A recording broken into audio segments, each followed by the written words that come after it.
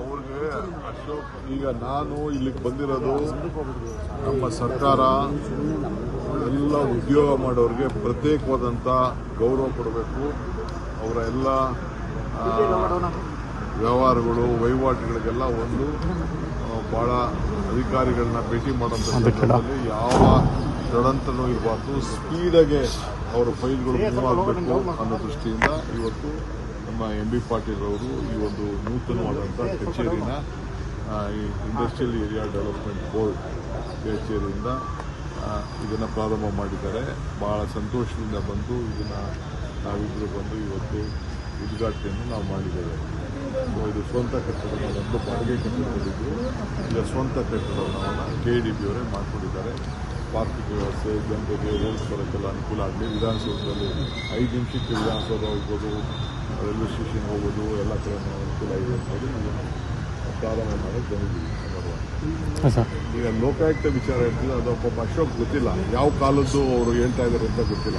First ಅವರು report ಯಾವ ಕಾಲದ್ದು ಏನು ಕೊಟ್ಟಿದ್ದಾರೆ ಅಂತ ಫಸ್ಟ್ ಅವ್ರು ಓದ್ಕೊಳ್ಳಿ, ಆಮೇಲೆ ನಾನು ಮಾತಾಡ್ತೀನಿ.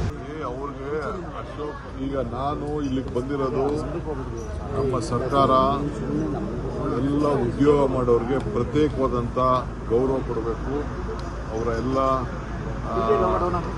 ವ್ಯವಹಾರಗಳು ವಹಿವಾಟುಗಳಿಗೆಲ್ಲ ಒಂದು ಭಾಳ ಅಧಿಕಾರಿಗಳನ್ನ ಭೇಟಿ ಮಾಡೋಂಥ ಸಂದರ್ಭದಲ್ಲಿ ಯಾವ ಷಡ್ಯಂತ್ರನೂ ಇರಬಾರ್ದು, ಸ್ಪೀಡಾಗೆ ಅವರ ಫೈಲ್ಗಳು ಮೂವ್ ಆಗಬೇಕು ಅನ್ನೋ ದೃಷ್ಟಿಯಿಂದ ಇವತ್ತು ನಮ್ಮ ಎಂ.ಬಿ. ಪಾಟೀಲ್ ಅವರು ಈ ಒಂದು ನೂತನವಾದಂಥ ಕಚೇರಿನ ಇಂಡಸ್ಟ್ರಿಯಲ್ ಏರಿಯಾ ಡೆವಲಪ್ಮೆಂಟ್ ಬೋರ್ಡ್ ಕಚೇರಿಯಿಂದ ಇದನ್ನು ಪ್ರಾರಂಭ ಮಾಡಿದ್ದಾರೆ.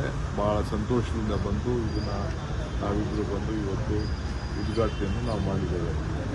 ಇದು ಸ್ವಂತ ಕಟ್ಟಡ, ಒಂದು ಬಾಡಿಗೆ ಕಟ್ಟಡದಲ್ಲಿದ್ದು ಈಗ ಸ್ವಂತ ಕಟ್ಟಡವನ್ನು KDB ಅವರೇ ಮಾಡಿಕೊಂಡಿದ್ದಾರೆ. ಪಾರ್ಕಿಂಗ್ ವ್ಯವಸ್ಥೆ, ಜನರಿಗೆ ರೋಡ್ಸ್ ಬರೋಕ್ಕೆಲ್ಲ ಅನುಕೂಲ ಆಗಲಿ. ವಿಧಾನಸೌಧದಲ್ಲಿ 5 ನಿಮಿಷಕ್ಕೆ ವಿಧಾನಸೌಧ ಹೋಗ್ಬೋದು, ರೈಲ್ವೆ ಸ್ಟೇಷನ್ ಹೋಗ್ಬೋದು, ಎಲ್ಲ ಕಡೆ ಅನುಕೂಲ ಇದೆ ಅಂತೇಳಿ ಪ್ರಾರಂಭ ಮಾಡೋಕ್ಕೆ ಬಂದಿದ್ದೀವಿ. ಈಗ ಲೋಕಾಯುಕ್ತ ವಿಚಾರ ಹೇಳ್ತಿಲ್ಲ, ಅದು ಪಾಪ ಅಶೋಕ್ ಗೊತ್ತಿಲ್ಲ ಯಾವ ಕಾಲದ್ದು ಅವರು ಹೇಳ್ತಾ ಇದ್ದಾರೆ ಅಂತ ಗೊತ್ತಿಲ್ಲ. ಫಸ್ಟು ಅವರು ರಿಪೋರ್ಟು ಯಾವ ಕಾಲದ್ದು ಏನು ಕೊಟ್ಟಿದ್ದಾರೆ ಅಂತ ಫಸ್ಟ್ ಅವ್ರು ಓದ್ಕೊಳ್ಳಿ, ಆಮೇಲೆ ನಾನು ಮಾತಾಡ್ತೀನಿ.